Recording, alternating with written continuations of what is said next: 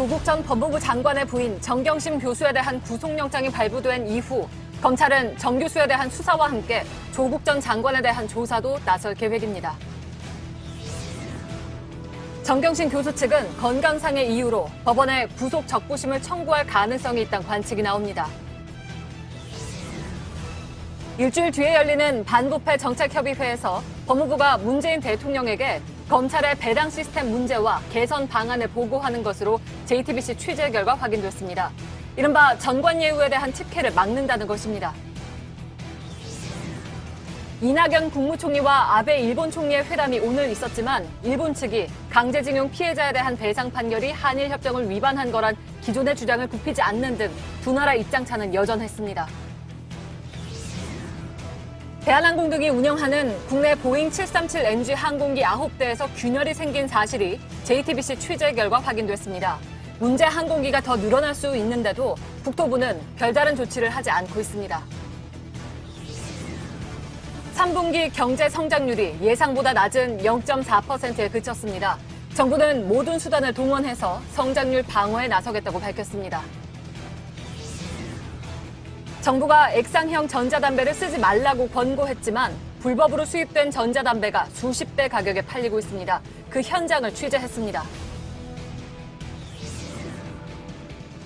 청소년 흡연율은 낮아지고 있는 추세인데 소셜미디어에 담배라고 검색하면 담배를 대신 사주겠다는 글이 이렇게 많이 있습니다. 청소년들의 일탈을 부추기고 있는 건데요. 오늘 밀착 카메라에서는 익명성 뒤에 숨어서 청소년들에게 술, 담배를 대신 사주는 어른들을 취재했습니다.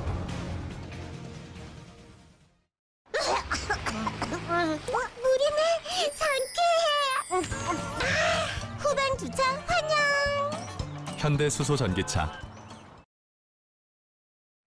예, 시청자 여러분, JTBC 뉴스룸을 시작하겠습니다. 조국 전 법무장관의 부인 정경심 동양대 교수가 오늘 새벽에 구속이 됐죠. 법원은 영장을 발부하면서 범죄 혐의 상당 부분이 소명되고 증거인멸에 염려가 있다고 설명했습니다. 정 교수가 구속되면서 검찰의 수사도 탄력을 받게 됐습니다. 이제 검찰은 조국 전 장관을 직접 겨냥하고 있습니다. 먼저 서울 서초동 검찰청에 나가 있는 취재기자를 연결하겠습니다. 박병현 기자가 연결되어 있습니다. 먼저 검찰 분위기부터 좀 전해주실까요? 예, 오늘 새벽 구속영장이 발부된 이후 검찰 내부에선 향후 수사에 동력을 얻었다고 스스로 평가하고 있습니다. 한 검찰 관계자는 법원은 형사소송법에 따라 법리적인 판단을 내린 것뿐이라고 설명을 했습니다. 이어서 검찰은 하던 수사를 계속해 나갈 뿐이라고도 덧붙이기도 했습니다. 예, 앞서 검찰도 정경심 교수에 대해서 구속영장 결과가 중요한 변곡점이 될 수 있다 이렇게 반응이 나왔었습니다. 이건 다시 말해서 조 전 장관에 대한 수사로 옮겨가느냐 여부였는데 이제 그럴 가능성이 높다고 봐야 되겠죠. 그렇습니다. 그동안 검찰은 조 전 장관에 대한 수사 여부에 대해서는 매우 말을 아껴왔습니다. 그런데 법원이 정경심 교수에 대한 구속영장을 발부하면서 범죄 혐의가 상당 부분 소명이 됐고 구속의 상당성이 인정된다고 밝혔습니다. 이 때문에 남편인 조 전 장관에 대한 수사 역시 본격적으로 이루어질 수 있다는 게 검찰의 판단입니다. 예. 물론 이제 구속이 유죄냐 무죄냐를 가르는 기준은 아닙니다. 다만 이제 법원에서도 범죄 혐의가 소명됐다고 한 만큼 수사의 명분이 생겼다는 의미로 받아들이면 될 것 같습니다. 앞으로 수사는 얼마나 더 이루어집니까? 예, 검찰은 정경심 교수를 최장 20일까지 구속 상태로 조사를 할 수가 있습니다. 이 정 교수에 대한 수사가 마무리 상태였던 만큼 이 기간 내에 조 전 장관을 불러 조사할 가능성이 있습니다. 이르면 다음 주 초 이달 안에 검찰이 조 전 장관을 불러 조사할 가능성이 있습니다. 예. 그래서 만약 불러서 조사를 한다면 어느 부분에 초점이 맞춰질 가능성이 높습니까? 현재 조 전 장관의 신분은 피고발인 신분입니다. 앞서 대검찰청 국정감사에서도 윤석열 검찰총장은 조 전 장관은 피고발인 신분이 맞다면서도 하지만 특정 혐의의 혐의자냐 아니냐는 확인해 줄 수 없다고 말했습니다. 검찰은 일단 조 전 장관이 공직자윤리법과 자본시장법 등을 위반한 것으로 의심을 하고 있습니다. 청와대 민정수석 시절 이 정경심 교수가 WFM의 주식을 차명으로 구입한 것을 알고도 모른 척했다면 공직자윤리법 위반이 될 수 있기 때문입니다. 또 조 전 장관의 자택 컴퓨터에서 서울대 공익인권법센터의 허위 인턴 증명서가 나온 배경 등 입시 비리 의혹에 대해서도 조 전 장관에게 직접 경위를 물을 것으로 보입니다. 예, 박병현 기자가 전해드렸습니다. 법원은 증거인멸에 대한 우려를 밝히면서 정경심 교수에 대해서 구속영장을 발부했습니다. 검찰은 정 교수의 사라진 노트북과 동양대에서의 PC 반출 그리고 자택의 하드디스크 교체 등이 증거 인멸 우려의 결정적인 장면으로 보고 있습니다. 김민관 기자입니다. 서울중앙지법 송경호 영장전담 부장판사는 정 교수에 대한 구속영장을 발부하며 증거인멸의 우려가 있다고 밝혔습니다. 정 교수 혐의에 대한 소명이 있고 혐의와 관련된 증거를 인멸할 우려가 있다고 판단했습니다. 앞서 검찰은 정 교수에 대해 증거 위조와 은닉 교사 혐의를 적용했습니다.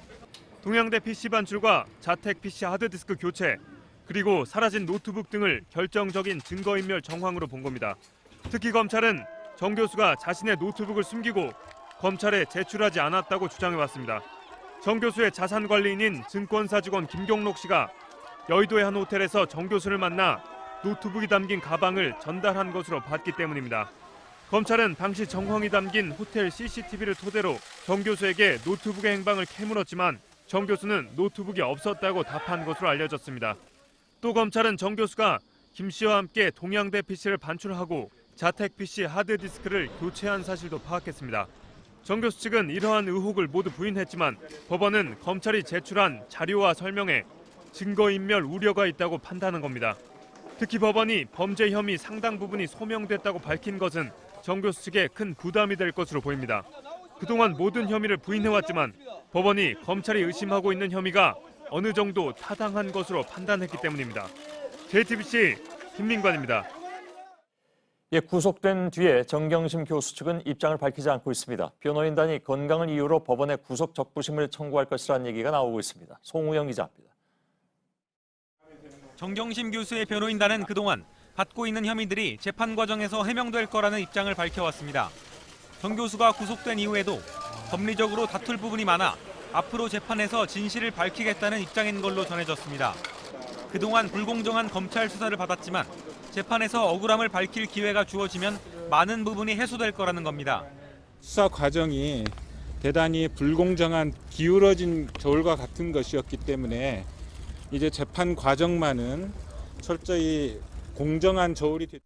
정 교수 측은 사모펀드 의혹에 대해서는 조국 전 장관의 오촌 조카 조범동 씨가 불법적인 투자를 하는지 몰랐다는 취지의 변론을 펼칠 계획입니다. 또 검찰이 비공개 정보를 이용했다고 의심하는 것들도 사실상 공개된 정보라 죄가 되지 않는다는 취지의 주장을 할 걸로 보입니다. 표창장은 위조한 사실 자체가 없다며 혐의를 부인 중입니다. 정 교수 변호인단은 또 건강 등을 이유로 구속 적부심 청구를 검토 중인 걸로 알려졌습니다. 구속 적부심은 뇌종양 증상 등 정 교수의 건강 상태 등을 종합적으로 고려해 구속이 합당한지 법원이 다시 판단하는 절차입니다.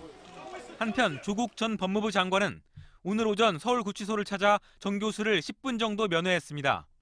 JTBC 송우영입니다. 검찰은 확실한 범죄 혐의만 구속영장에 포함시켰다는 입장입니다. 추가로 수사해야 할 부분들이 더 남아있다는 얘기로 들리는데 향후에 검찰 수사가 어떻게 진행될지 취재 기자와 함께 짚어보겠습니다. 이서준 기자가 나와 있습니다. 어떤 혐의에 대해서 수사를 더 필요로 한다는 얘기입니까? 네, 사모펀드 의혹, 그중에서도 이번 구속영장에 담긴 이 미공개 정보를 이용해서 이 WFM 주식을 거래한 혐의입니다. 예. 네, WFM의 2018년 1월 30일자 공시를 한번 보시겠습니다. 여기에 보면은 2차 전지 음극재 공장을 지을 땅과 그리고 건물을 확보했다는 매우 호재성 공시입니다. 예. 이게 2018년 1월 31일자 공시인데 정 교수는 조범동 씨로부터 이 미공개 정보를 듣고 이 공시가 올라오기 전에, 그러니까 지난해 1월 중에 이 12만 주 가량을 차명으로 사들인 혐의를 받고 있습니다. 예. 주식은 추적이 어려운 실물 증권으로 받아서 정 교수 동생 집에 보관이 됐는데 이번 압수수색 과정에서 발견이 된 겁니다. 예. 그러니까 정경심 교수가 다른 사람 이름으로 WFM 주식을 사들였다. 검찰이 그렇게 보고 있다는 얘기죠. 네, 그렇습니다. 검찰이 그 WFM 주식 12만여 주를 사들인 돈이 어디서 왔는가 계좌 추적을 해보니까 정경심 교수와 조국 전 장관 계좌 등이 나왔다는 겁니다. 예. 주식을 차명으로 사들인 2018년 1월은 조 전 장관이 청와대 민정수석으로 있던 시기입니다. 예. 공직자윤리법상 고위공직자의 공직자와 그 배우자는 3천만 원 이상 주식은 처분하거나 백지 신탁을 해야 합니다. 예. 그리고 그 다음에는 임기 중에 더 이상 새로운 주식 투자를 해서는 안 됩니다. 예. 검찰은 이 백지 신탁 제도를 피하기 위해 그리고 차명으로 실물증권으로 사들여서 동생 집에 보관한 이유가 바로 이 부분을 피하기 위해서 한 것으로 의심하고 있는 겁니다. 예. 그래서 결국 이제 검찰은 조국 전 장관도 불러서 조사한다는 입장이잖아요. 네. 그 입장이 정확하게 나오진 않았죠, 아직. 예, 공식적으로 입장이 나온 예. 것은 아닙니다. 하지만 그 계획을 앞서 얘기할 수는 없다 정도의 얘기만 나왔는데요. 예. 그런데 이 공직자윤리법 처벌 규정은 오직 공직자에게만 규정이 됩니다. 그렇죠. 아내가 이 법을 어겼다 하더라도 그 공직자가 이 사실을 공직자인 남편이 그 사실을 전혀 몰랐다라면은 처벌을 할 수는 없는 겁니다. 그러니까 그 사실 알았느냐 몰랐느냐에 집중할 거 아니에요, 검찰은. 네, 그렇습니다. 예, 예. 그래서 조 전 장관이 이 정경심 교수의 WFM 차명 주식 투자를 알았는지 몰랐는지 확인이 필요한 건데, 물론 검찰도 조 전 장관의 계좌를 정 교수가 모두 관리했을 가능성을 아예 배제하고 있지는 않습니다. 예. 하지만 이뿐만 아니라 검찰은 정 교수가 이 WFM 주식 12만 주 가량을 사들일 때 시장가보다 한 주당 2,000원 정도 싸게, 그러니까 총 2억여 원 싸게 주식을 샀다는 점도 주목하고 있는데 예. 이 부분도 추가 조사가 필요한 그러면 부분입니다. WFM 주식을 뭐 특혜 매입했다, 뭐 이런 의심을 하고 있다는 얘기인가요? 네, 조범동 등 이른바 이 작전 세력들이 정 교수에게 미공개 정보를 알려줬는데 주가 수직 상승 직전에 주식을 살 수 있게 해준 겁니다. 예. 그런데 가격도 싸게 해줬다는 얘기입니다. 예. 이 작전 세력들이 왜 정 교수에게 이런 특혜를 제공했는지도 확인이 필요한 건데요.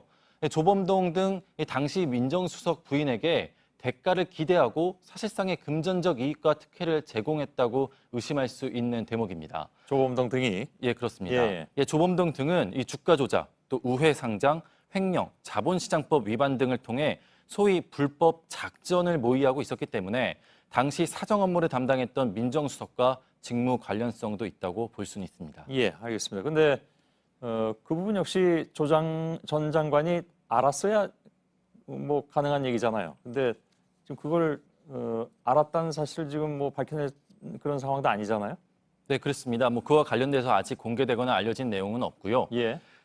그렇기 때문에 이 대가성이 의심된다 할지라도 또 관련성이 의심된다 할지라도 당시 고위 공무원인 이 조 전 장관이 알았어야 뭐 가능한 부분이기 때문에 예. 조 전 장관이 알았는지 여부를 확인을 해야 할 필요가 있습니다. 예. 그래서 검찰은 이 조 전 장관을 불러서 이 정경심 교수가 WFM 주식을 싼 값에 사들인 사실을 알았는지, 또 주식 매입 자금으로 조 전 장관 계좌가 이용됐는지 여부를 조사할 것으로 보입니다. 예. 정경심 교수가 조 전 장관이 전혀 모르게 WFM 주식을 사들였을 가능성도 아예 배제할 수는 없습니다.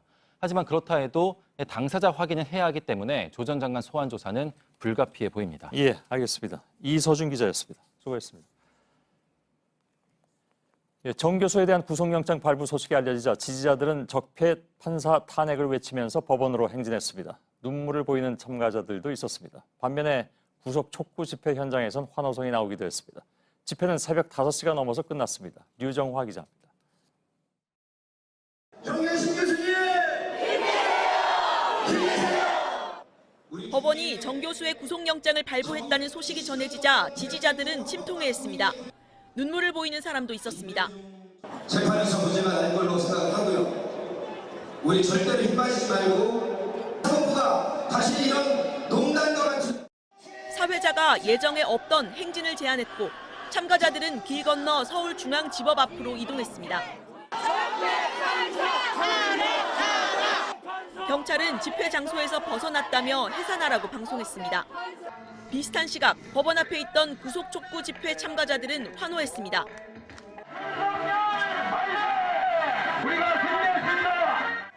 구속 촉구 집회가 조금 일찍 마무리됐고 양측의 충돌은 없었습니다. 정 교수를 지지하는 참가자들은 새벽 5시 반쯤이 되어서야 해산했습니다. 정 교수가 수감된 서울구치소 앞에서도 지지와 반대 집회가 진입로 양쪽으로 나뉘어 새벽까지 이어졌습니다. JTBC 류정화입니다.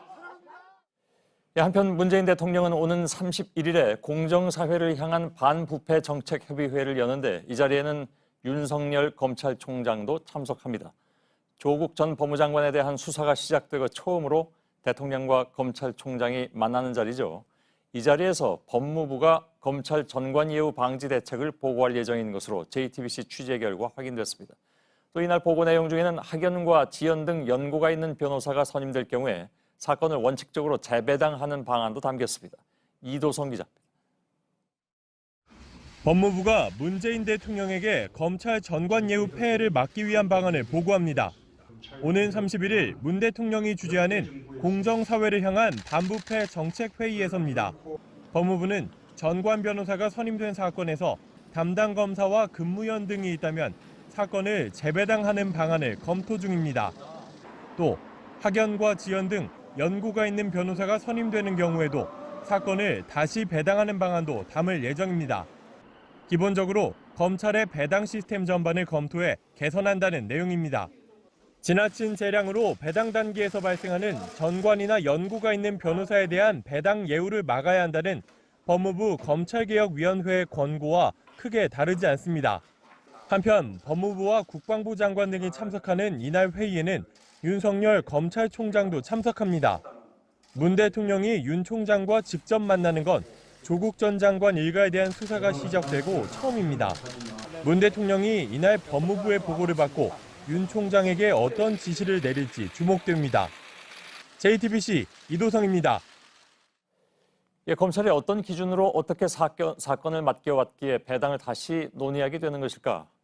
대검찰청은 배당 지침을 내부적으로 만들고 20년 가까이 시행해왔습니다. 바깥에 공개되지 않은 이 지침들을 저희 JTBC 취재진이 입수해서 살펴봤는데 사건 대부분을 지휘부가 검사에게 직접 맡기도록 돼 있습니다. 신아람 기자입니다.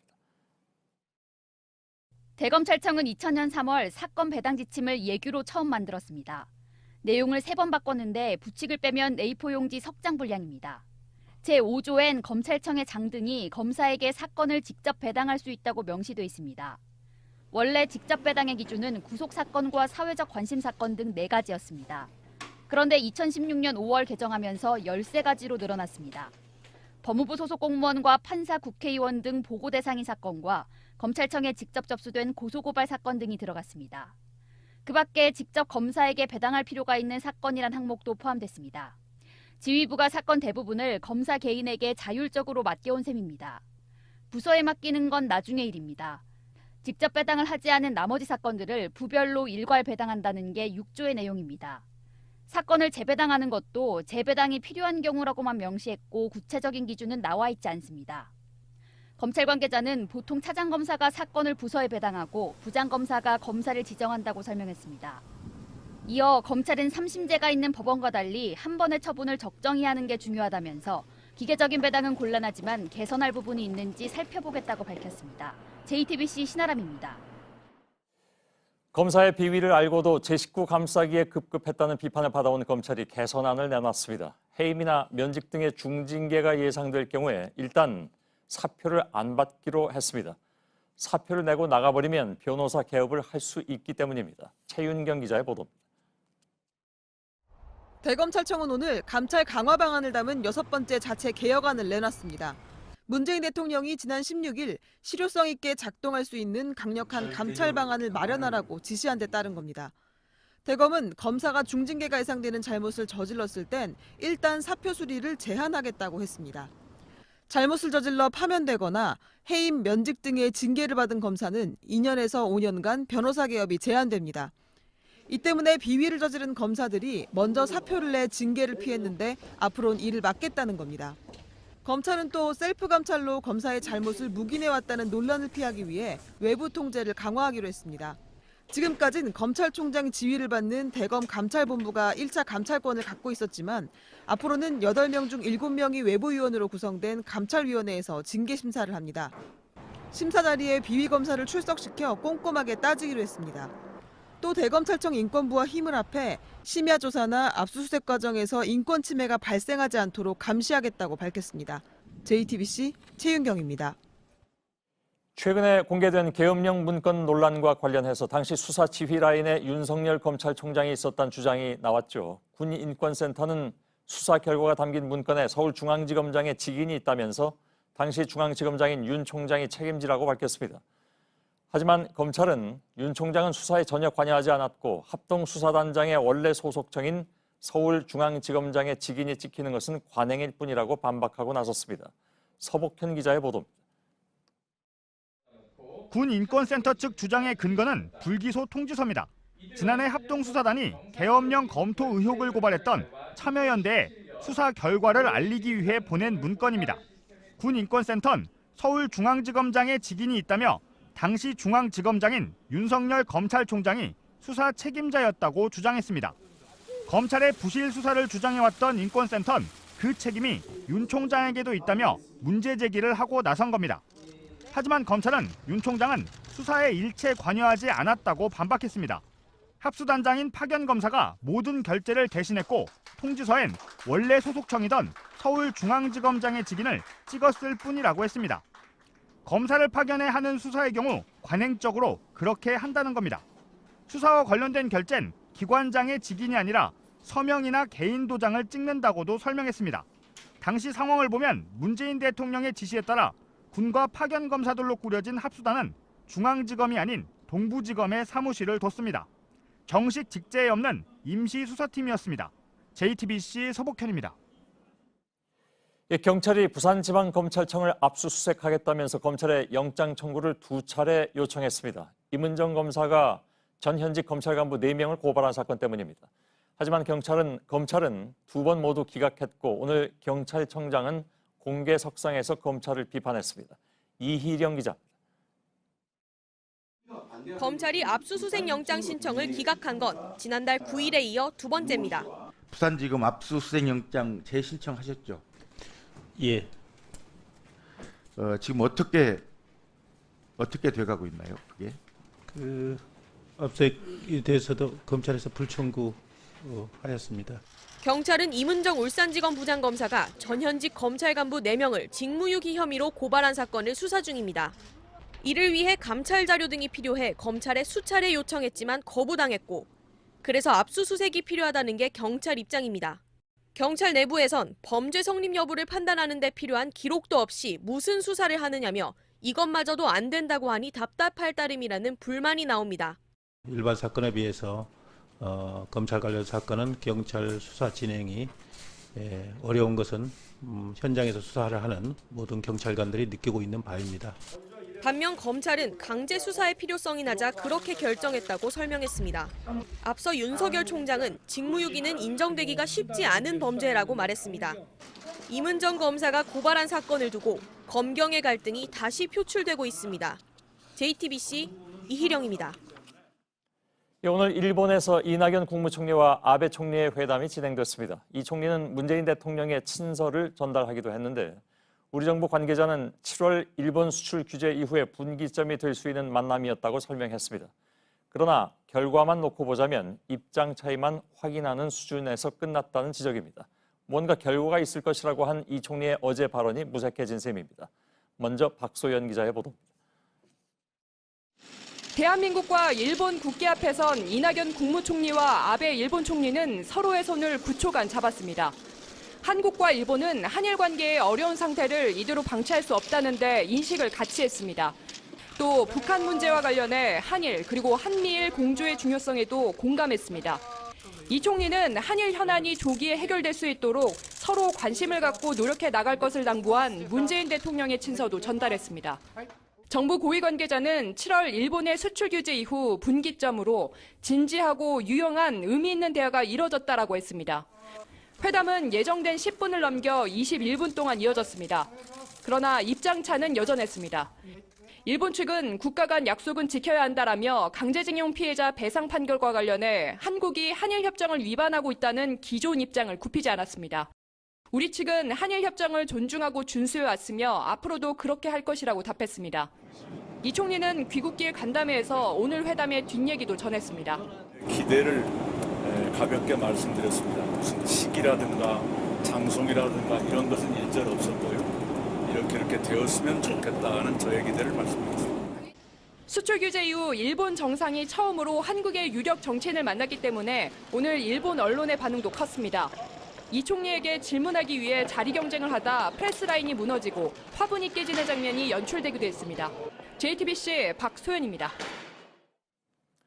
일단 대화를 계속해 나가자고 한 것은 긍정적이라고 볼 수 있지만 강제징용 피해 배상 등 현안을 놓고는 입장 차이를 다시 확인했습니다.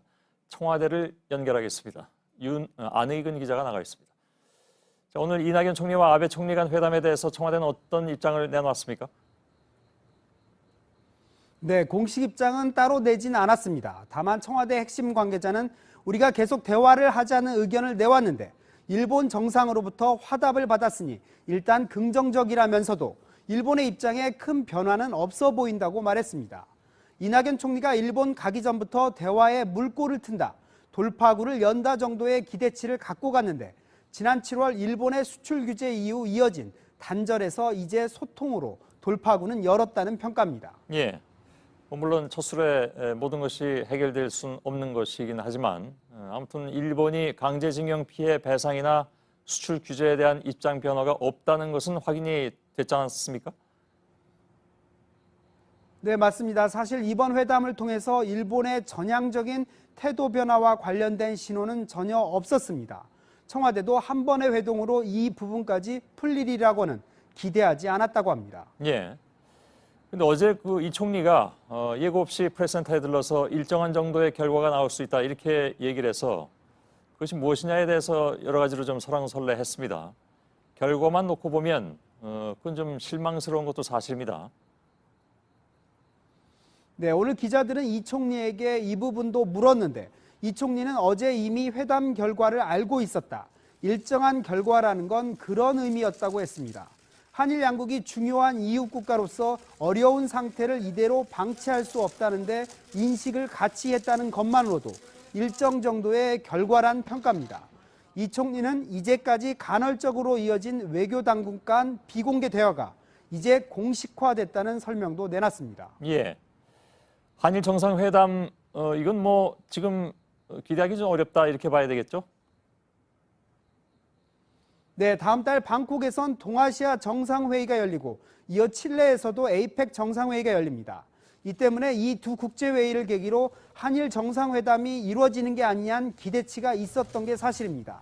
이번에 이 총리가 시기와 장소는 박지 않고 이 같은 기대감을 전달했지만 아베 총리는 듣기만 했다고 합니다. 청와대도 내부적으로는 뭔가 성과를 낼 수 있는 분위기가 성숙돼야 정상회담을 할 수 있는데 지금으로선 그렇지 못하다는 평가입니다. 즉 일본의 강제징용 배상이나 수출 규제 철회 등 입장의 변화가 가능하다는 인식이 필요한데 아직 거기까지 못 왔다는 게 양국의 평가로 보입니다. 예, 알겠습니다. 청와대에서 안의근 기자였습니다. 일본 측 반응을 좀 들어보도록 하죠. 일본 총리 관저 앞에 나가 있는 윤서령 특파원 연결되어 있습니다. 우선 오늘 회담에 대한 일본 정부의 평가가 나왔는지요? 네, 일본 정부는 이낙연 총리에게 일본 정부의 명확한 입장을 전달한 것이 이번 회담의 성과라고 생각한다고 말했습니다. 스가 관방장관의 발언을 직접 들어보겠습니다. 예. 安倍総理から韓国の政治指導者に対して直接我が国の明確かつ一貫した立場をしっかりと伝えたことは一定の意味があったと思います。 예, 잘 들었습니다. 근데 일본 정부가 따로 브리핑을 열어서 특히 강조한 부분이 또 있다면서요? 네, 앞서 보신 관방장관 브리핑 말고 관방부 장관이 또 회담과 관련해서 별도의 브리핑을 열었습니다. 상당히 이례적인 일인데요.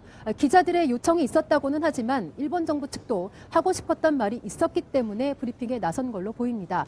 이 브리핑에선 그런데 이 일본 측이 이 한국이 일방적으로 국가 간의 약속을 깼다라고 이 아베 총리가 두 번이나 말했다는 점을 특히 강조를 했습니다.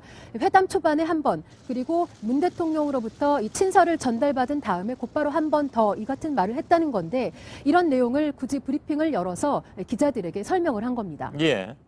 자, 종합을 해보면 이낙연 총리의 어제 발언 이후에 한국에선 뭐 약간의 기대감이 있었던 것은 사실인데 동시에 또 그런 얘기도 있었습니다. 그러니까 우리가 아쉬운 것은 없지 않느냐, 우리가 아쉬워한다는 오해를 그쪽에 줘서는 안 되지 않느냐 하는 의견들도 많이 있었는데 좌우지간 일본 정부는 처음부터 뭔가 성과를 내고자 하는 뜻이 전혀 없었다 이렇게 받아들여야 될 것 같군요. 네, 사실 일본 측은 이 회담 전부터 결과에 대한 기대치를 일부러 낮추려는 듯한 모습을 보였습니다.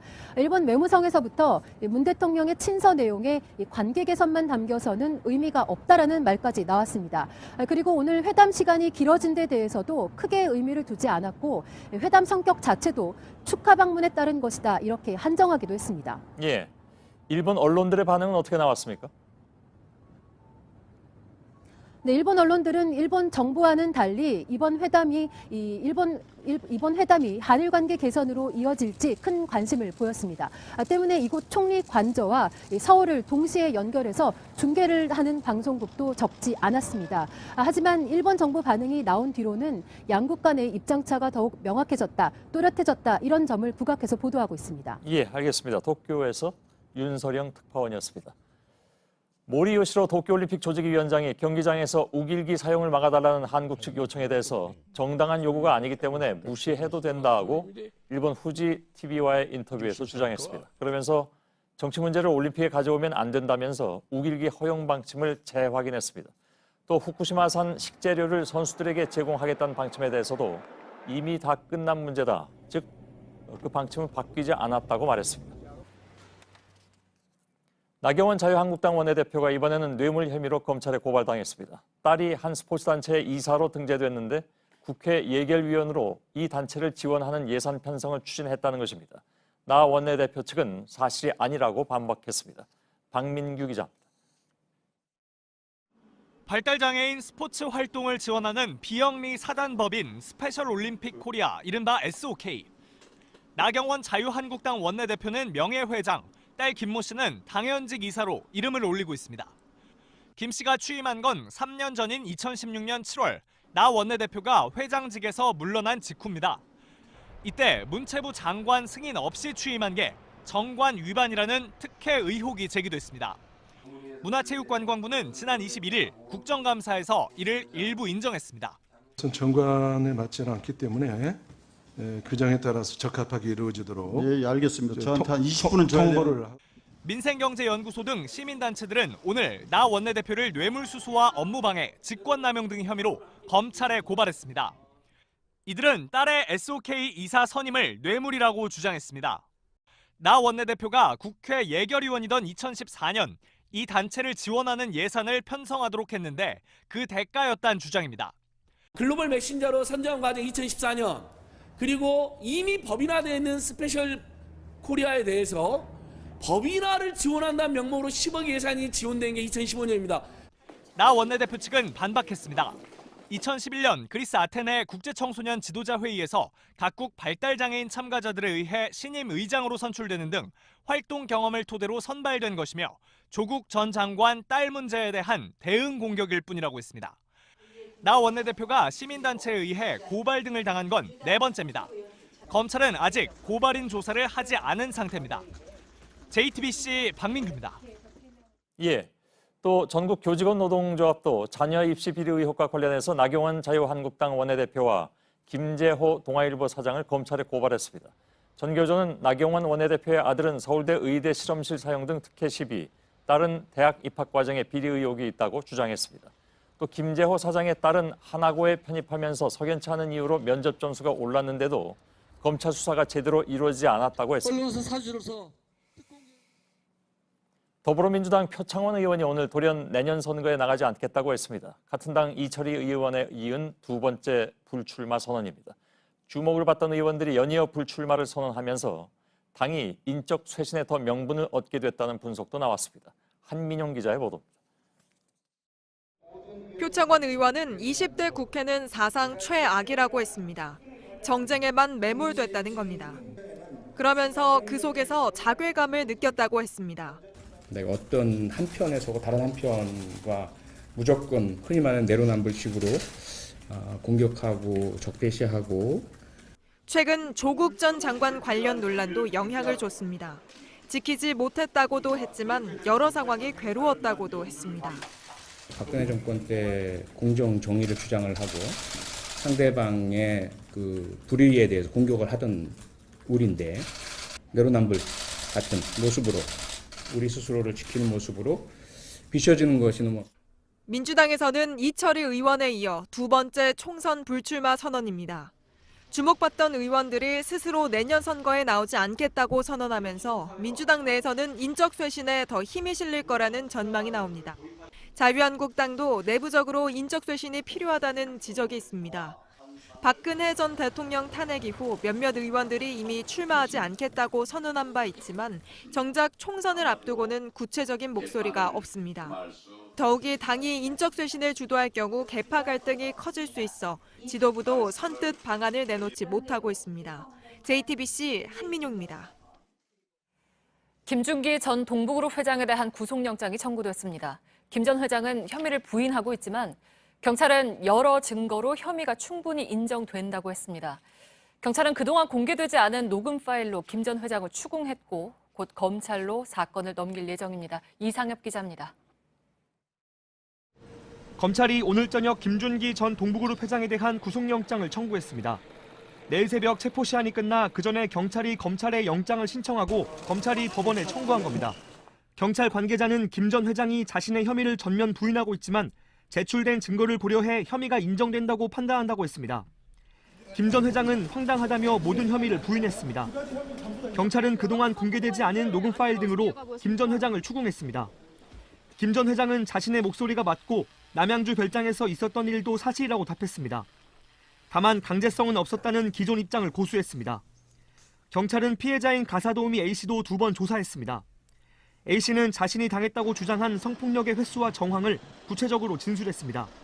합의금을 노린 거라는 김 전 회장의 주장에 대해서도 A씨는 반박할 증거를 제출했습니다. 경찰은 2번에 걸친 피해자 조사에서 진술에 일관성이 있다고 판단했습니다. JTBC 이상엽입니다. 대마 밀반입 등의 혐의로 구속됐던 CJ 이재현 회장의 장남 이선호 씨가 징역 3년, 집행유예 4년으로 풀려났습니다. 관련 법에는 5년 이상의 징역에 처한다고 돼 있는 혐의지만 법원은 그보다 낮은 형을 선고했습니다. 홍지용 기자입니다. 이선호 씨가 구치소를 나와 취재진 앞에 모습을 드러냅니다. 구속된 지 48일 만입니다. 집행유예 선고받으셨는데 심경이 좀 어떠세요? 모든 분들께 정말 죄송한 마음입니다. 잠시만 좀만 더 말씀해 주시겠어요? 대만은 왜 가시죠? 그 황제적견 논란이 일렀는데요. 변호사 직접 신청하신 건가요? 재판부는 이 씨에게 징역 3년, 집행유예 4년을 선고했습니다. 이 씨가 초범이고 죄를 인정하고 다시는 저지르지 않겠다고 다짐했으며 가져온 대마가 전부 압수된 점을 근거로 들었습니다. 대마를 피우고 사들인 것을 넘어서 국내로 들여오려다 걸린 중범죄자이지만 실형을 면했습니다. 대마의 밀반입은 5년 이상의 징역형에 처하도록 규정돼 있습니다. 대마를 피우고 사들인 경합범이어서 더 무겁게 처벌할 수도 있습니다. 검찰은 5년형을 구형했고 재판부는 이 씨의 형을 징역 3년으로 줄이며 집행유예를 내렸습니다. 앞서 필로폰을 속옷에 숨겨서 공항을 통과하려다 걸린 남경필 전 경기지사의 장남 남모 씨에 대해서도 검찰은 징역 5년을 구형했고 재판부는 징역 3년에 집행유예 4년을 선고한 바 있습니다. 초범이고 잘못을 깊이 뉘우쳤으며 필로폰이 유통됐다고 보기 어렵다는 이유에서였습니다. 앞서 올해 국정감사에서도 검찰이 현행범인 이 씨를 체포하지 않고 풀어주는 등 봐주기 수사를 한다는 지적이 나온 바 있습니다. JTBC 홍지용입니다. 오늘 서울의 한 대학병원에서 환자가 의료진 2명에게 흉기를 휘둘렀습니다. 과거에 이 병원에서 수술을 받았는데 결과가 좋지 않자 불만을 품어왔던 걸로 파악됐습니다. 김세현 기자입니다. 오늘 오전 서울의 한 대학병원. 50대 남성 A씨가 진료실에 들어가 담당 의사에게 흉기를 휘둘렀습니다. 들어오자마자 문을 잠그고 가려고 한 거예요. 우당탕 소리가 나고 여기 환자를 물려고 나왔죠. 이 과정에서 의사는 왼손을 많이 다쳐 수술을 받았습니다. A씨를 말리던 의료진도 팔에 상처를 입었습니다. A씨는 지난 2014년 이 의사에게 왼손 수술을 받았는데 결과가 만족스럽지 않다며 지속적으로 불만을 표했습니다. 병원과 법적 다툼까지 벌였지만 모두 졌습니다. 경찰은 이에 앙심을 품고 범행을 저지른 걸로 보고 있습니다. A씨는 20cm가 넘는 흉기를 미리 챙겨 병원으로 갔습니다. 그러나 누구도 A씨를 막지 못했습니다. 지난해 이른바 임세원법을 만들어 병원의 보안을 강화하고 폭력에 대한 처벌 수위도 높였지만 제대로 작동하지 않은 겁니다. 경찰은 A씨에 대해 살인 미수 혐의와 특수 상해 혐의로 구속영장을 신청할 계획입니다. JTBC 김세연입니다. 그제 오후 7시 30분쯤 경기도 양평의 한 교차로에서 50대 남성이 몰던 차량이 좌회전을 하다가 마주오던 오토바이를 들이받았습니다. 사고를 낸 차량은 중견 배우 A씨가 운전하고 있었고 17살 오토바이 운전자는 크게 다쳐 병원으로 옮겨졌지만 숨졌습니다. 경찰은 신호를 위반했거나 음주운전을 한 건 아니라고 보고 교통사고 처리 특례법 위반 혐의로 A씨를 불구속 입건해 조사하고 있습니다. 여러 명이 한 명을 집단으로 때리는 영상을 찍어서 소셜미디어에 올리는 범죄가 끊이지 않고 있습니다. 이번에도 중학생입니다. 1년 넘게 마구 맞은 학생이 입원을 하자 학교가 가해 학생에게 내린 처분은 교내 봉사와 출석 정지 5일이 다였습니다. 정영재 기자입니다.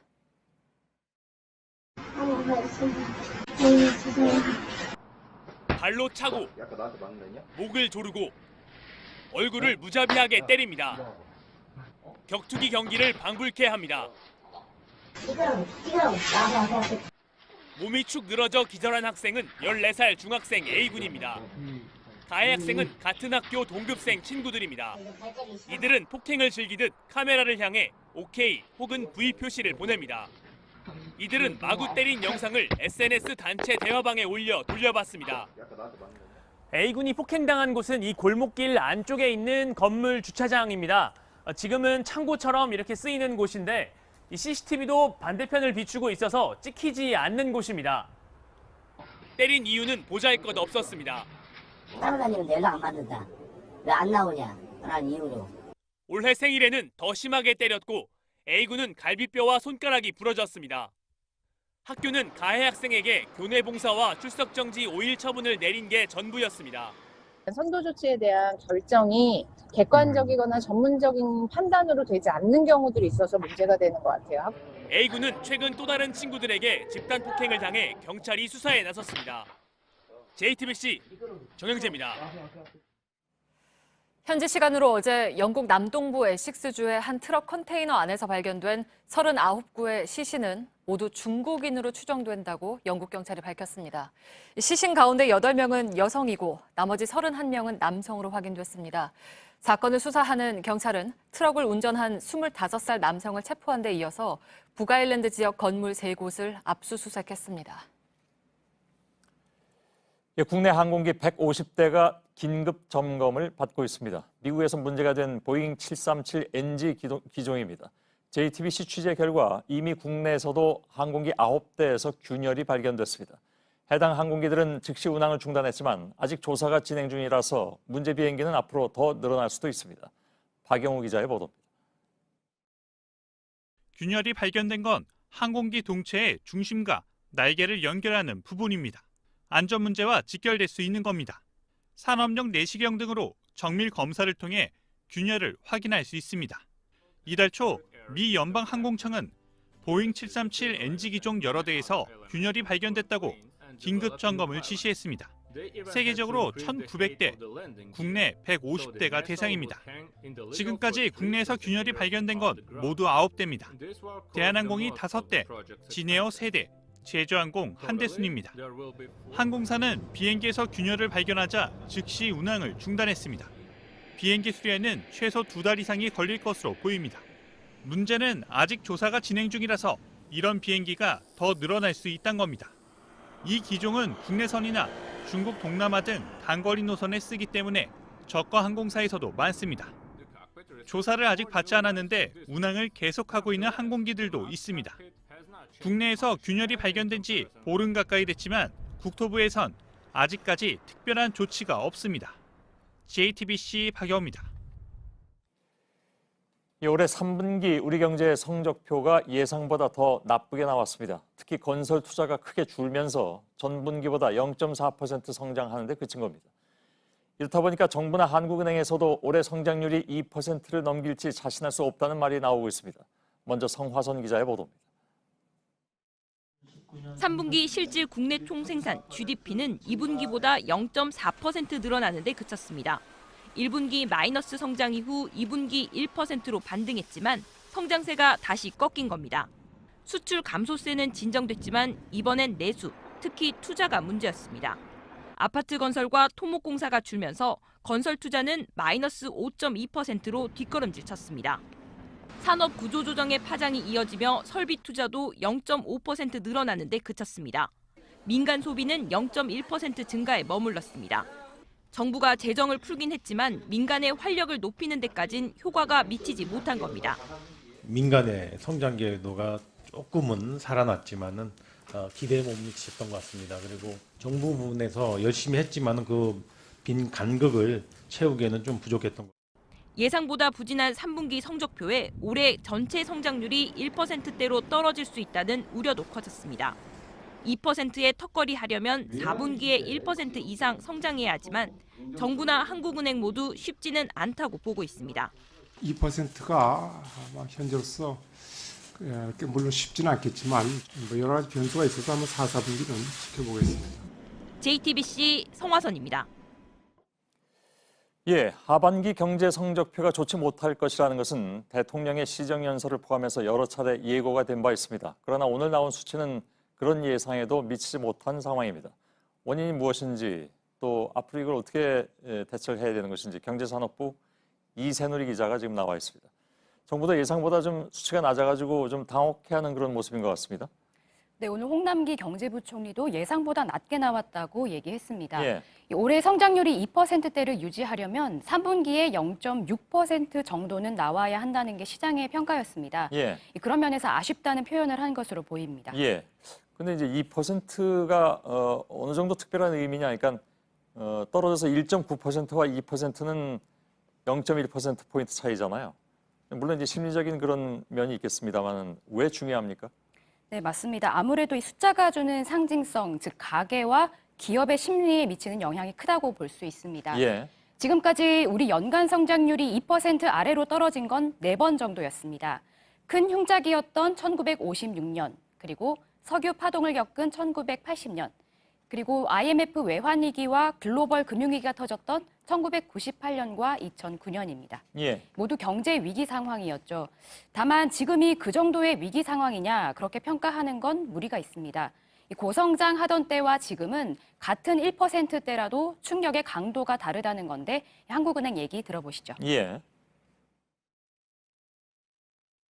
잠재 성장률이 우리가 떨어진다는 것을 인정하게 되면 그것은 2% 이하로 성장이 나오는 것은 우리가 받아들일 수치상으로는 나올 수 있는 것이다. 예. 자, 그러면 3분기에 이렇게 부진했던 이유에 대해서는 정부는 뭐라고 설명을 하고 있습니까? 예, 오늘 나온 수치들 중에서 가장 눈에 띄는 건 투자입니다. 이 건설 투자는 지난해 말에 조금 좋아지다가 다시 1년 만에 최대폭으로 줄었습니다. 예. 아파트 건설 물량이 2015에서 17년 집중적으로 몰리다가 지난해부터 줄기 시작한 영향입니다. 설비 투자도 0.5% 늘어나는데 그쳤습니다. 상반기엔 수출이 주로 성장 발목을 잡았다면 최근엔 투자, 즉 내수도 위태로워졌다고 볼 수 있습니다. 예.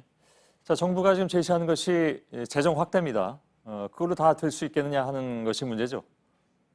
그렇습니다. 지금으로선 당장 기댈 수 있는 건 재정입니다. 이 성장률을 방어하기 위해선 확대가 불가피해 보입니다. 예. 홍남기 부총리도 추경 통과가 늦어지는 바람에 효과를 보지 못했다며 아쉬워하기도 했습니다.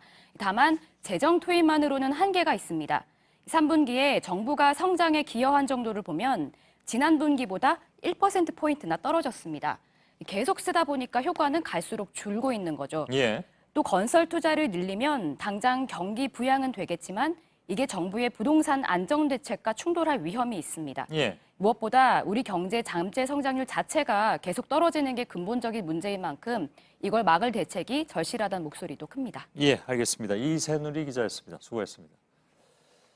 북한이 어제는 금강산에 있는 남측 시설을 다 드러내라고 했다는 김정은 위원장의 지시를 발표하더니 오늘 미국을 향해서는 상당히 부드러운 담화를 내놨습니다.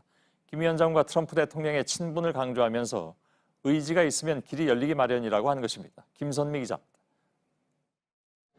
과거 대미 협상을 이끌었던 김계관 북한 외무성 고문의 명의로 나온 담화는 우호적이었습니다. 일단 트럼프 대통령이 김정은 위원장에 대해 친분을 과시한 걸 언급하면서 최근 김 위원장도 트럼프 대통령과 사이가 각별하다고 말했다는 일화를 전했습니다. 그러면서 미 정치권에 아직 북한을 적대시하는 세력이 있다면서도 두 나라가 관계를 좋은 방향으로 진전시킬 수 있는 동력이 마련되길 바란다고도 했습니다. 특히 의지가 있으면 길이 열리기 마련이라며 미국이 어떻게 이번 연말을 지혜롭게 넘기는지 보고 싶다는 문장으로 담화를 마무리했습니다. 어제 금강산 남측 시설 철거 지시를 발표한 지 하루 만에 미국을 향해선 부드러운 메시지를 내놓은 겁니다. 이를 두고 북한이 미국과 직접 대화하겠다는 뜻을 다시 한번 밝힌 것이란 분석이 나옵니다. 또 김 위원장이 지난 2월 하노이 회담 결렬 직후 대화의 시안으로 제시했던 연말이 다가오면서 그 전에 대화를 통해 성과를 내자는 제안을 다시 한번 한 것이란 풀이도 나옵니다. JTBC 김섬입니다. 미국에서는 여당인 공화당의 하원 의원 20여 명이 트럼프 대통령의 탄핵 조사를 위한 청문회장에 난입해서 증언을 저지하는 상황이 벌어졌습니다. 트럼프 미 대통령이 공화당 측에 거친 대응을 주문한 지 이틀 만입니다. 워싱턴의 임종주 특파원입니다. 로라 쿠퍼 국방부 부차관보가 의사당에 도착합니다. 트럼프 대통령 탄핵 조사를 촉발한 우크라이나 스캔들 핵심 증인 중 한 명입니다. 증언 시작 직후 여당인 공화당 하원의원 20여 명이 몰려듭니다. I'm gathered here with dozens of my congressional colleagues. 차례로 나서 야당 주도의 비공개 회의를 성토했습니다. Behind closed doors, literally trying to overturn the results of the 2016 election. 이어 회의장 진입을 시도합니다. We're going to go and see if we can get inside. Let's see if we can get in. 소란과 고성이 오갔고 회의는 4시간 넘게 파행했습니다. 하루 전엔 윌리엄 테일러 대사대행의 폭탄 증언이 나왔습니다. 트럼프 대통령이 야당 정치인 뒷조사를 압박하려고 우크라이나에 대한 군사 원조를 보류했다는 것입니다. Well, I think the Democrats fight dirty, and the Republicans have to get tougher and fight. 회의장 난입은 이 발언 이틀 만에 벌어졌습니다. 이런 가운데 탄핵조사 찬성이 55%에 이른다는 여론조사 결과가 발표되는 등 트럼프 대통령은 점점 더 궁지로 몰리는 분위기입니다. 워싱턴에서 JTBC 임종주입니다. 미군이 주둔 중인 우리나라는 미국과 협상을 거쳐서 방위비를 나눠서 냅니다. 그런데 트럼프 미 대통령이 대폭 증액을 선언했죠. 미국 측은 내년 방위비로 우리 돈 약 6조 원이나 부른 상태입니다. 우리 측 부담은 커질 수밖에 없고 대학생들이 미국 대사관저 담장을 넘은 것도 이런 이유 중에 하나입니다. 이 액수를 결정하게 될 협상의 막이 오늘 올랐습니다. 이한길 기자입니다. 한미 방위비 분담금 협상 대표가 미국 호놀룰루에서 마주 앉았습니다. 우리 측 정은보 대표와 미국 측 제임드 드하트 대표가 어제 저녁 상견례 자리에서 처음 만났습니다. 본격 협상은 현지 시간으로 오늘 오전 10시에 시작됐습니다. 일단 총액과 증가율 그리고 협상의 유효 기간 등을 놓고 의견을 교환한 겁니다. 앞서 미국은 지난달 서울에서 열린 탐색전에서 방위비 총액으로 49억 달러, 우리 돈 약 6조 원을 제시한 걸로 알려졌습니다. 우리 측 올해 분담금은 1조 389억 원이었습니다. 미국의 그 입장이 그 과거와 달리 훨씬 더 높은 수준의 요구를 해오고 있는 건 사실입니다만 정부는 이런 요구에 맞서기 위해 경제 관료 출신인 정은보 대표를 내세웠습니다.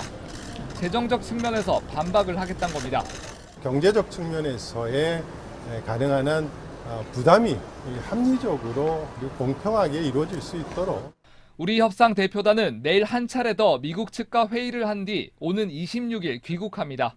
JTBC 이한길입니다.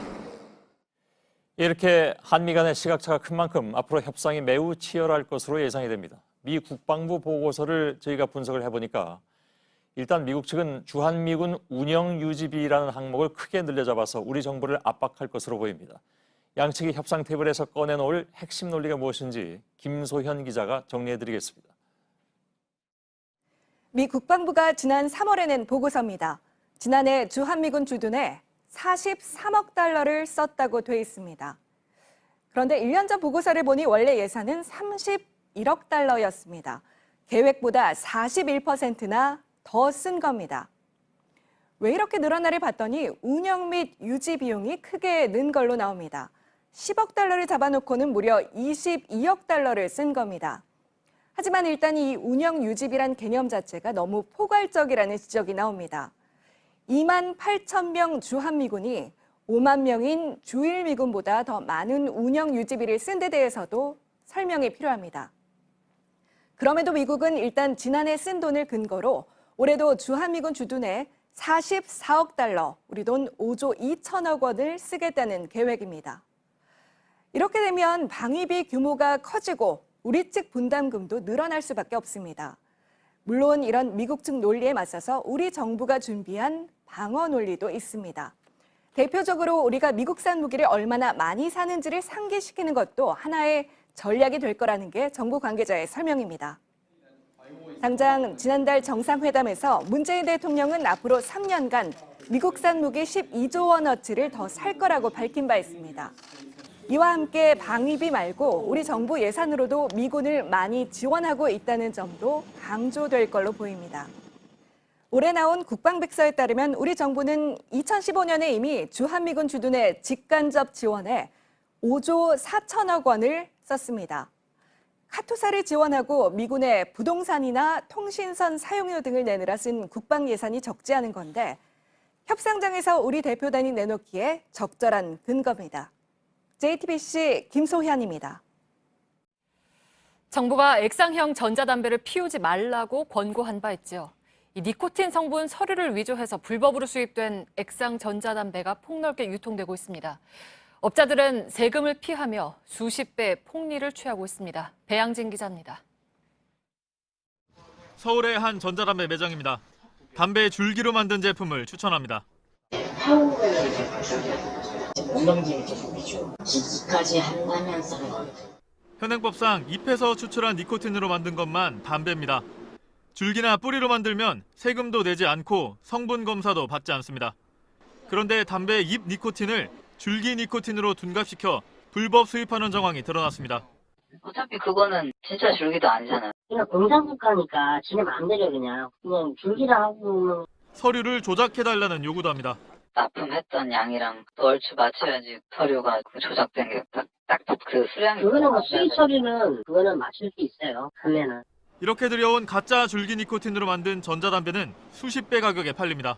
싼 거는 2,000원. 그 정도를 갖다가 저희가 35,000원에 팔고 있습니다. 굉장한 이건 폭리입니다. 안 하면 바보지. 가짜 서류로 들여오다 보니 어떤 원료가 들어가 있는지도 알기 어렵습니다. 순도가 어떻게 되는지 모르죠. 제작 과정을 저희가 모르니까. 니코틴 하면은 천연 살충제 용도로 또 많이 쓰이고. 최근 급증한 미국의 중증 폐질환 환자 대부분은 대마 성분이 섞인 무허가 액상 담배를 사용했습니다. 정체불명의 니코틴 액상이 비정상적 경로로 들어와 시장에 퍼지면서 이용자들의 불안이 커지고 있습니다. JTBC 배양질입니다. 반려견과 유기견까지 거래되는 경기도 김포의 한 식용견 경매장의 실태를 저희가 석 달 전에 보도해드렸습니다. 그리고 거긴 바로 없어졌습니다.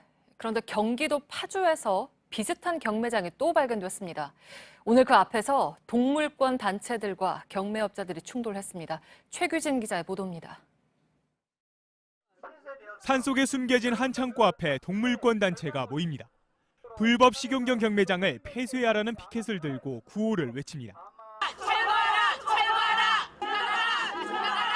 경매업자 수십 명이 창고를 닫고 거칠게 제지합니다. 생계가, 응? 비키세요. 저 손대면 안 돼요. 하지 마. 막지 마시라고. 입구에서 찍으려면은. 마시라고. 이것들이 마을 것들 소재군네. 야, 방금 어떻게 잡냐? 일부 경매업자들은 욕설을 내뱉고 몸싸움도 벌입니다.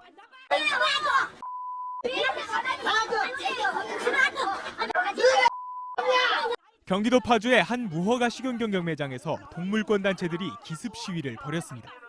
매주 3차례 경매가 열리는 이곳엔 전국에서 500여 마리의 개들이 모입니다. 앞서 지난 7월 경기도 김포시에서는 200마리의 식용견이 거래되는 무허가 경매장이 고발됐습니다. 동물권 단체들은 JTBC 취재 직후 김포 경매장이 폐쇄되자 업자들이 파주로 발걸음을 옮겼다고 말합니다. 김포 경매장처럼 유기견은 물론 반려견까지 불법으로 거래되고 있다고 이들은 말했습니다. 적으면 5마리, 많으면 20-30마리까지 경매를 낙찰을 받습니다. 낙찰을 받은 이후에 자기네들이 운영하고 있는 불법 도살장으로 개들을 끌고 가서 도살을 합니다. 결국 신고를 받고 경찰이 출동하면서 경매는 중단됐습니다. 경매업자들은 생계가 걸린 문제라며 벌금을 내고서라도 영업을 계속하겠다는 입장입니다. 조선 시대부터 먹어오는 음식이에요, 이게. 응? 이게 먹고 살기가 신기한 거예요. 생계고. 다 60, 70대 노인네들이에요. 그래도 돈을 몇천만 원 손을 들고 있어요. 동물권 단체들은 해당 경매장을 형사고발해 반드시 폐쇄하도록 만들겠다는 계획입니다. JTBC 최규진입니다. 서울의 라마다 호텔이 청소나 조리를 하는 노동자들 인건비를 용역업체에 주지 않았다는 이유로 고소를 당했습니다. 또 다른 업체 두 곳도 비슷한 피해를 호소하고 있습니다. 2억 원에 가까운 돈인데요. 호텔 측은 인건비를 계산하는 방식이 달라서 생긴 일이라고 주장했습니다. 하예빈 기자입니다. 인력공급업체 대표 문모 씨는 지난해 12월 라마다 호텔과 계약을 했습니다. 호텔을 대신해 아르바이트생을 고용하고 2주마다 임금을 정산하기로 했습니다. 그런데 지난 3개월간 6천여만 원을 받지 못했다며 호텔을 고소했습니다. 그날 출근하시는 분들이 벽걸이 시계를 들고 이제 사진을 찍는 출근한 날짜, 학생 이름, 그리고 출근 시간, 퇴근 시간 이렇게 서명을 저희는 보통 하거든요. 근데 이것조차도 못 믿어 하시니까. 임금이 밀려 아르바이트생을 못 보낸다고 하니 행사에 문제가 생기면 손해배상을 청구하겠다는 말이 돌아왔다고 했습니다. 다른 업체도 비슷한 피해를 입었다고 호소했습니다. 저희가 약 1억 정도를 금액을 못 받아서 저희가 주겠지. 설마 안 줄까? 주겠지. 왜? 확실하게 일을 했으니까. 삐고 가다 보면은 뒤통수 맞는 거예요. 이 호텔과 계약한 뒤 임금 갈등을 겪고 있는 업체는 확인된 것만 3곳. 호텔이 큰 거래처라 영세업체 입장에선 임금 문제가 있는 걸 알면서도 거래를 쉽게 깰 수 없는 구조입니다. 라마다 호텔을 운영하고 있는 라미드 관광그룹은 국내에 호텔 4곳, 골프장 4곳을 운영하고 있습니다. 이 호텔에서 일했던 직원은 이런 일이 자주 있었다고 털어놨습니다. 결제를 안 하세요. 결제가 됐다 하더라도 자금 집행이 안 돼요. 이제 업체 쪽에서 납품 못 하겠다고 하면 그때 이제 내고 들어가는 거죠. 호텔 측은 인력업체와 호텔에서 계산한 아르바이트생들의 임금이 달라서 문제가 생겼다고 해명했습니다. 또 일부 인력공급업체에 연락해 빠른 시일 내에 밀린 임금을 주겠다고 말했습니다. JTBC 하혜빈입니다. 멀리 우주에서 바라본 독도입니다. 여름의 독도와 가을의 독도는 바다도 그렇지만 섬의 색깔도 다릅니다. 독도 가까이에서 드론으로 바라본 맨 얼굴은 어떨까요? 현미경으로 보듯이 세세하게 그 안을 살펴봤더니 거기엔 또 다른 세상이 있었습니다. 권근영 기자가 독도에 다녀왔습니다. 동도와 서도 그리고 89개의 바위섬. 흙은 좀처럼 찾아보기 힘든데 절벽에 이끼처럼 붙어 식물이 자라고 있습니다. 천연기념물 538호 독도 사철나무입니다. 위에서 내려다보면 섬 한편에 도너처럼 구멍이 뚫려 또 다른 절경을 선물합니다. 우리 영토의 동쪽 끝에 있는 화산섬. 독도는 섬 전체가 천연기념물입니다. 레이저 촬영 장비를 단 드론이 사람들이 도저히 갈 수 없는 독도의 곳곳을 살펴봤더니 나무로 가려진 섬의 생김새가 정확하게 드러납니다. 촬영하는데 걸린 시간은요 한 4시간 정도였습니다. 그런데 만약에 조사 인력을 통해서 기존의 방법대로 했다면 한 1년 정도 소요될. 육지에선 찾아보기 힘든 희귀 식물도 포착됐습니다. 지난해까지 독도엔 68가지 분류군의 식물이 자라고 있는 걸로 확인됐습니다. 독도는 사람의 영향을 거의 받지 않아 한국의 갈라파고스라 불러도 손색 없습니다. 깎아지른 절벽, 울퉁불퉁한 바위들은 오랜 세월 곡절 많은 역사를 견뎌내며 오롯이 독도를 지키고 있습니다. 독도는 지켜야 할 우리 영토인 동시에 보호해야 할 문화재라서 이곳을 찾는 사람들은 15분 정도만 머물 수밖에 없습니다. 지난해 독도를 찾은 관광객은 42만 명에 달하는데 배가 정박하기 어려워 이 중 절반 정도만 독도 땅을 밟을 수 있었습니다. JTBC 권근영입니다. 태국에서 20대 한국 남성이 흉기에 17차례 찔려 의식불명 상태에 빠지는 사건이 발생했습니다. 태국 주재 한국 대사관은 현지 시간 24일 새벽 1시 30분쯤 유명 관광지 파타야에서 이 남성이 쓰러져 있는 걸 택시기사가 발견해서 신고했다고 밝혔습니다. 이 남성의 여자친구는 또 다른 한국인을 가해자로 지목했다고 전해졌습니다.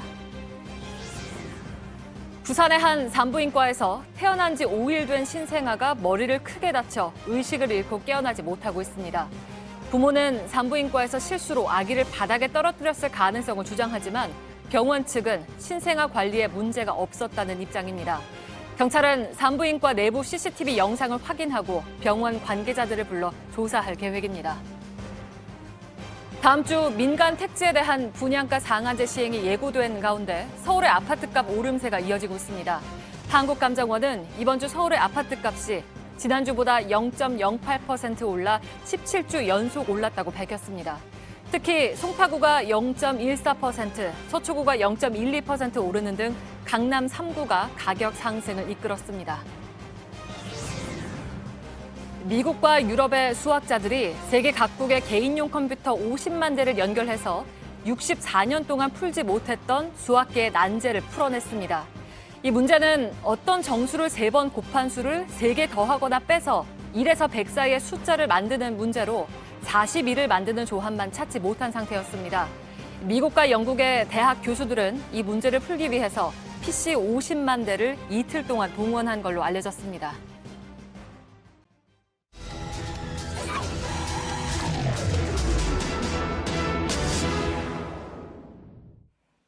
청소년들에게 담배나 술을 대신 사주겠다는 글이 온라인에 넘쳐납니다. 이른바 대리구매입니다. 어른들은 그 대가로 용돈을 벌고 있습니다. 밀착 카메라 연지환 기자가 현장에서 그 실태를 확인했습니다. 소셜미디어에 담배 구매라고 검색을 해보면 술이나 담배를 대신 사주겠다는 글들이 보시는 것처럼 잔뜩 있습니다. 담배 구매가 금지되어 있는 청소년들을 대신해서 심부름값을 받고 담배를 대신 사주겠다는 어른들이 올린 글인데요. 밀착 카메라가 만나봤습니다. 대신 사주겠다는 사람들이 올린 글입니다. 한 사람에게 연락해봤습니다. 가격을 알려줍니다. 정해진 곳에 도착해 소셜미디어 이름을 말하라고 합니다. 메신저로 연락을 계속 주고받았는데요. 만나자고 한 장소까지 도착을 했습니다. 지금 제가 청소년인 줄 알고 있는데 직접 한번 가서 사보겠습니다. 장소는 경기도의 한 편의점. 남성은 편의점 아르바이트생이었습니다. 들어가자마자 소셜미디어 이름을 말하니 준비했다는 듯 담배를 꺼냅니다. 잠깐만. 신분증은 확인도 안 합니다.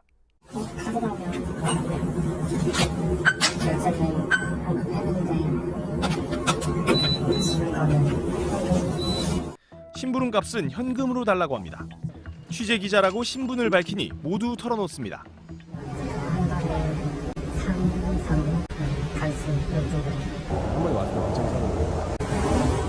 단속이 어렵다고 주장합니다.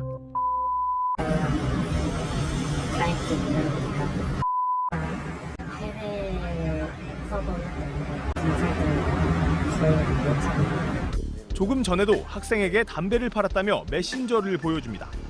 이렇게 되면 애꿎은 업주만 피해를 볼 수 있는 겁니다. 지난해 청소년 유해 환경 실태 조사에서 청소년이 직접 술, 담배를 구매하는 비율은 낮아졌습니다.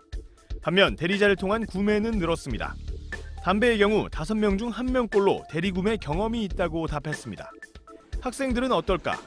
그냥 대신 돈 주고 일찍 그냥 언제 사줬어요. 하는데 이제 4,500원 담배 사면 나머지 2.2천원, 3,000원 주는 거예요. SNS로 그냥 그거 게시물 같은 거 올린 사람한테 개인 문자를 보내면은 만나서 직접 돈 드리고 받아요. 방법이 공유되고 있었습니다. 또 다른 대리 구매자도 만나봤습니다. 여성이면 값을 안 받겠다는 말도 합니다. 많은 사람들이 연락이 왔습니다. 지금 저희가 있는 곳으로 와서 돈을 주면 심부름값을 받고 담배를 사주겠다는 건데요. 저희 취재진이 한번 직접 가서 만나보겠습니다. 지하철역 앞 편의점에 들어가 담배를 사나옵니다. 취재진인 걸 밝히자 걸음이 빨라집니다. 여성분들 같은 경우는 경우에 따라서 안 받을 수 있다. 제가 그때 그렇게 말씀하셨어요. 추억나는 거 담배와 술 같은 유해 약물을 청소년에게 대신 사주는 건 청소년보호법 위반입니다. 최대 2년 이하의 징역, 1,000만 원 이하의 벌금에 처해질 수 있습니다.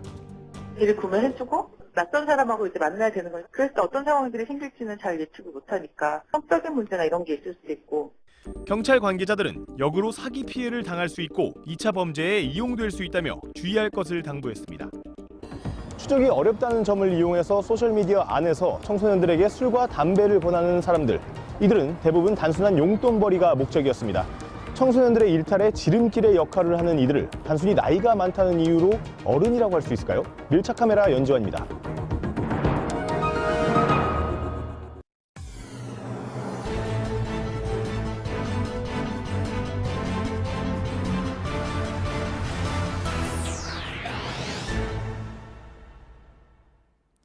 예, 뉴스룸의 앵커 브리핑을 시작하겠습니다. 이따위 거의 상장이라고! 주시나 말지! 예, 윤동주의 사촌 송몽규는 졸업식 날 받은 우등상장을 내리던졌습니다. 친일파 교장에게 상을 받은 것부터 명예롭지 못한 데다가 부상으로는 일본 군국주의를 미화하는 책을 받았으니 뜨거운 가슴을 가진 청년에게 그러한 상 따위는 반갑지 않았을 것입니다. 칭찬받아 마땅한 일에 주어지는 상, 누구나 반길 것이라 생각되지만 거부한 사람들은 의외로 많습니다. 가까이는 세월호의 슬픔을 아는 채로 상을 받을 수는 없다면서 연기상을 마다한 배우가 있었고, 이스라엘의 가자지구 폭격에 항의하면서 영광스러운 유대인에게 주어지는 상장을 거부한 배우도 있었습니다. 그들이 상을 받지 않음으로 인해서 그들이 말하고자 하는 바는 세상에 더욱 뚜렷하게 각인이 됐으니 상은 받지 않음으로 인해서 또 다른 의미가 되었다고나 할까. 그리고 또 하나의 표창장. 그들의 공로는 스스로의 표현을 빌리자면 장관의 낙마를 이끌어낸 일종의 쾌거를 이뤄낸 것이었습니다. 또한 국회에 제출된 법안을 빼앗아 찢고 몸싸움을 벌이고 동료 의원을 감금했던 이들에게는 또 다른 상인 공천 가산점을 주겠다는 호언이 덧붙여졌죠. 심지어 당원들로부터도 거센 항의를 받았다고 전해진 그들만의 수여식. 지난 여러 계절을 거치면서 실종돼버린 의회 정치와 여러 갈래로 쪼개져 상처받은 시민들의 마음은 한박 웃음을 지으며 상장을 주고받는 그들의 모습을 단지 편안하게 바라보기가 어렵습니다. 앞서 권위 있는 상을 거부해서 화제가 된 몇몇의 이야기를 잠깐 소개해드렸습니다. 또 한 사람이 있는데 21세기 자본의 저자 토마 피케트 역시 프랑스의 레지옹 도네르 훈장을 거부하면서 화제가 됐습니다. 그는 수상을 거부하면서 이렇게 말했죠. 영광스러운 상을 누구에게 줄지 결정하는 것은 그들의 몫이 아니라고 생각한다. 상이란 바라보는 모두가 동의할 때 비로소 권위를 얻게 된다는 의미일 터인데, 누군가는 받아서 다른 이들이 불편하고 누군가는 도리어 받지 않아서 찬사를 받는 상. 대체 상이란 무엇인가? 오늘의 앵커 브리핑이었습니다.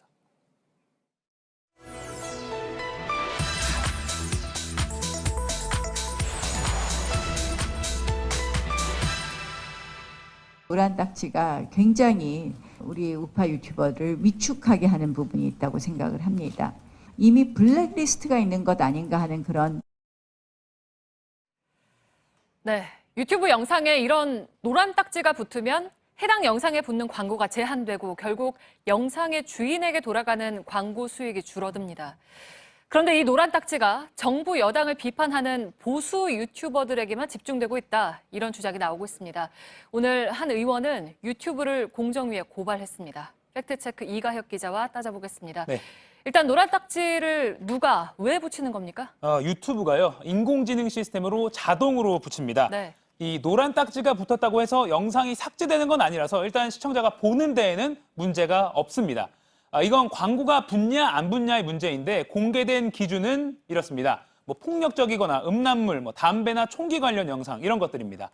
조국 전 장관 관련 내용 같이 사회적으로 좀 의견이 엇갈리는 내용은 민감한 사건, 그중에서도 정치적 분쟁, 더 세부적 기준을 따져보면 논란 소지가 있는 사회 문제에 대한 논의 분야에 해당합니다. 네, 그러니까 이 기준으로 보면 노란 딱지가 정치적인 영상에 붙을 수가 있다는 거죠? 그렇습니다. 애초에 이 노란 딱지 제도가 왜 어떻게 생겼는지를 좀 따져보면 왜 그런지도 짐작해 볼 수가 있습니다.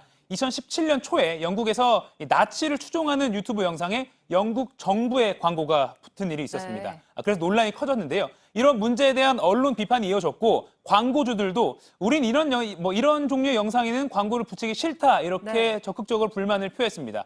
그 해결책으로 유튜브는 노란 딱지가 붙는 새로운 기준과 AI 기술을 내놓기 시작했습니다. 그러면서 광고를 붙이기에 적합하지 않은 영상을 좀 과하다 싶을 정도로 골라내기 시작한 겁니다. 네. 그렇더라도 지금 노란 딱지가 유독 보수 유튜버들한테만 붙는다, 이런 주장은 어때요? 사실이에요?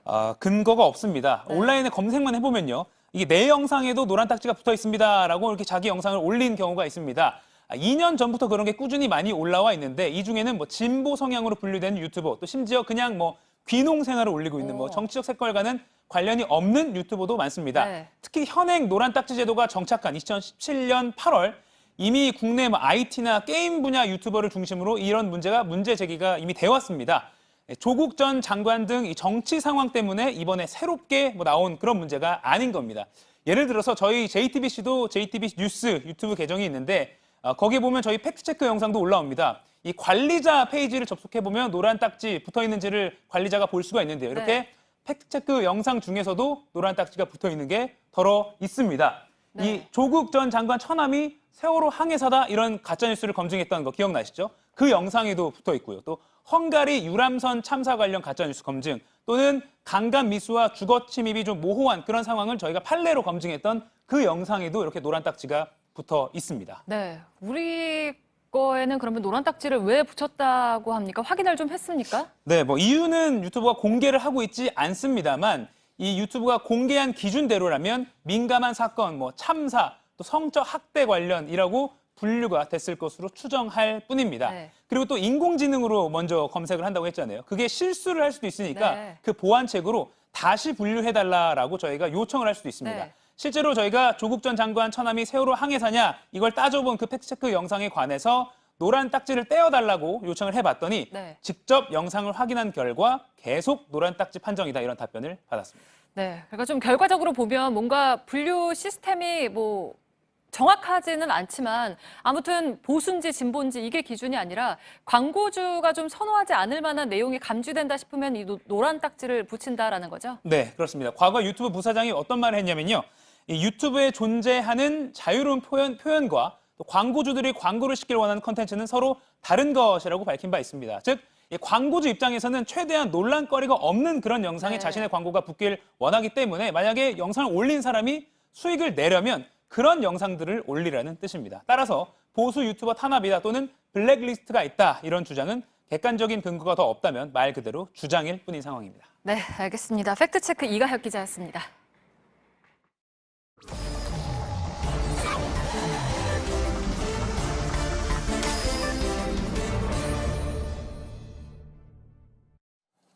예, 비하인드 뉴스 시작하겠습니다. 박성태 기자가 나와 있습니다. 첫 번째 키워드 열죠. 예, 첫 키워드는 50만 원의 행복으로 잡았습니다. 예, 500원은 아니고 50만 원. 예, 적은 돈은 아니네요. 그렇습니다. 지난 22일 한국당은 의원총회에서 이번에 조국 장관 문제와 관련 태스크포스에 있던 그 의원들에게 저렇게 표창장을 주었습니다. 예. 봉투도 하나씩 건네는데요. 바로 봉투가 나가는 모습이 보이는데요. 금일봉이 같이 들어가 있었습니다. 예. 상장과 함께 상금을 준 것인데 당시 영상을 잠깐 보도록 하겠습니다. 금일봉 뭐야? 파이팅 열심히 하면 됩니다. 봉투는 좀 뒤로. 봉투는 세게 해야지. 감사합니다. 다음은 박상도 의원이십니다.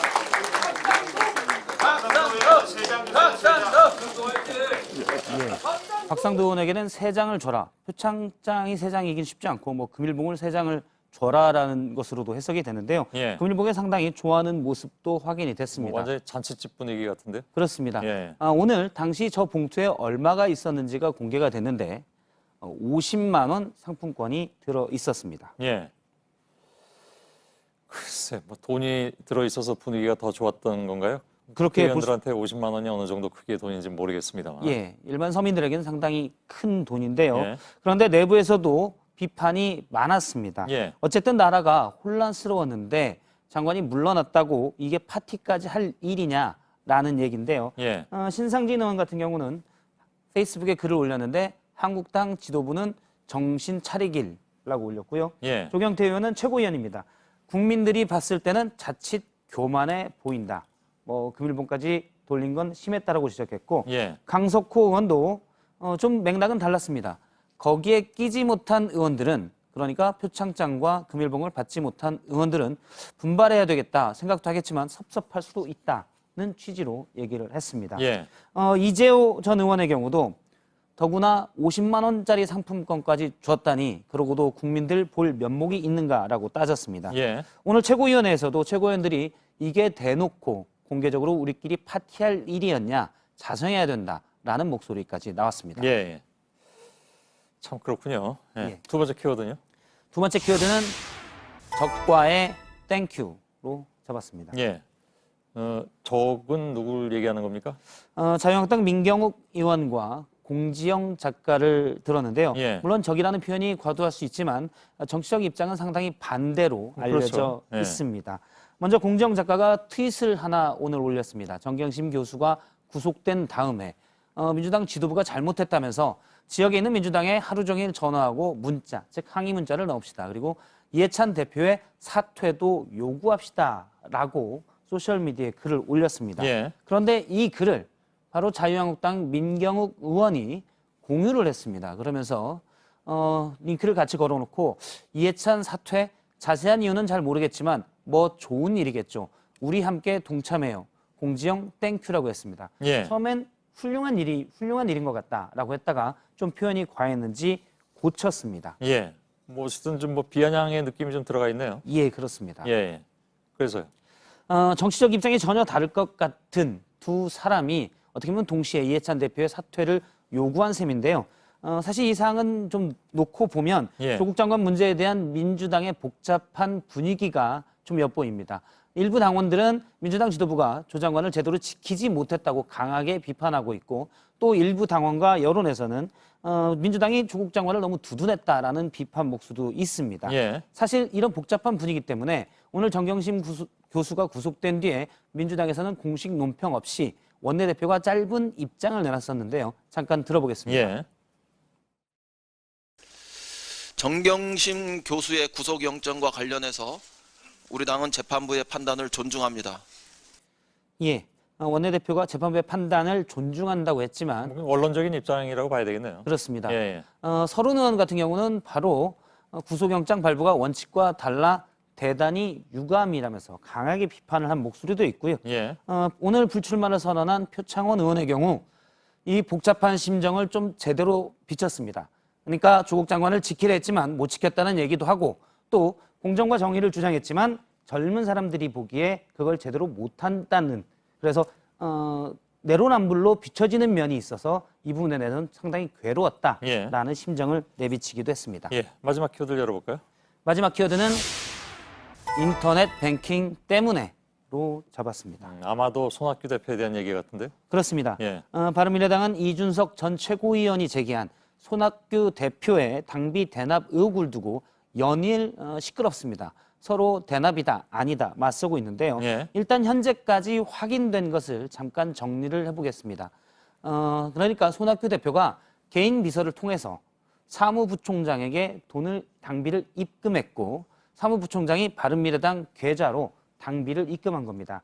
한 달에 250만 원씩인데 총 합치면 2천만 원이 좀 넘습니다. 적지 않은 돈이네요? 예. 한 달에 250만 원이라면? 그렇습니다. 예. 당대표가 제일 많은 거죠? 예. 예. 최고위원은 월 100만 원씩 낸다고 하는데요. 예. 물론 왜 사무부총장이 손학규 대표의 당비를 본인의 계좌에서 입금했냐. 먼저 첫 번째 의혹 제기가 여기였는데 손 대표 측은 이에 대해서 사무부총장이 원래 다른 당대표나 최고위원도 이전에 당비를 잘 안 내다 보니까 당비 제때 내기 문화를 확산시키기 위해서 당대표 당비를 밀린 걸 본인 돈으로 먼저 내고 나중에 내 돈으로 냈으니 달라라고 청구했다는 겁니다. 예. 그래서 사무부총장 계좌에서 입금이 된 거고요. 뭐 좀 복잡하네요. 예, 조금 예. 복잡합니다. 그런데 오늘 오신환 원내대표가 문제 삼은 건 그러면 손 대표가 직접 사무부총장에게 주지 왜 개인 비서 계좌에서 나갔냐 이 부분에 문제를 삼았는데요. 예. 이 얘기를 잠깐 들어보겠습니다. 예. 이 직접 전달되지도 않고 자신의 계좌에서 돈을 주고 또 제3자에게 준 그 사람은 그 사람이 당의 계좌에게 넣는 것은 이게 합리적이지 않다. 예. 하여간 뭐 이 당은 하여간 모든 걸 가지고 싸우는 것 같은 느낌이 예, 드는데. 그렇습니다. 원래부터 본인이 바로 계좌 이체하면 되지 않느냐 뭐 이런 얘기 아닌가요? 그렇습니다. 그러니까 개인 비서를 통하지 않고 손 대표가 바로 사무부 그때는 이제 나중에는 예. 전 부총장이 되는데요. 사무부총장에게 입금을 했으면 되는 것 아니냐라는 문제쟁인 겁니다. 예. 그래서 제가 손 대표 측 입장을 이에 대해서 들어봤는데 측근이 얘기하기를 손 대표는 인터넷 뱅킹도 모르고 은행 업무도 잘 안 한다. 그래서 주로 비서에게 돈을 주고 비서가 입금을 했다는 겁니다. 예. 그러니까 조금 약간 상상을 해보면 계좌 이체를 뭐 은행이나 인터넷 뱅킹이나 폰 뱅킹을 안 할 경우 은행 창구에 가서 직접 써서 입금을 해야 되는데 당 대표가 줄 서서 그러기가 쉽지 않기 때문에 예. 현금을 가지고 있다가 현금으로 줘서 입금했다는 것이 예. 손 대표 측의 주장입니다. 아유, 이걸 뭐 이렇게 길게 다 설명을 해야 되는 그런 상황이 됐군요. 좌우지간. 사실 이 문제가 커지면 예. 만약에 당비 대납 의혹이 만일 사실로 밝혀지면 예. 당 대표가 대표 권한도 잃을 수가 있기 그런가요? 때문에 예, 중요하군요. 문제가 커질 수도 있는 예. 부분입니다. 근데 당대표가 봉급은 있습니까? 봉급은 없고 제가 그냥 물어보니까 돈만 내는 거예요? 당비만? 월 250만 원을 내고 예. 대신 한도는 모르겠는데 카드를 받습니다. 아, 그런가요? 예. 알았습니다. 박성태 기자였습니다. 네, 내일 아침까지 강원 영동과 경상 동해안에 많게는 60mm의 비가 올 거란 예보입니다. 중부지방은 늦은 오후부터 곳에 따라 비가 오는 곳이 있겠습니다. 낮 최고 기온은 서울과 대전 22도 등 오늘과 비슷하겠습니다. 예, 저희들은 내일도 최선을 다하겠습니다. 여러분 고맙습니다.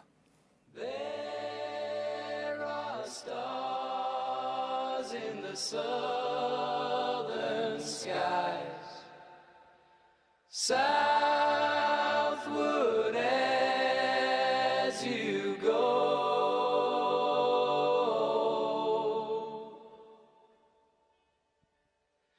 there is moonlight and moss in the trees down the Severn Bridge.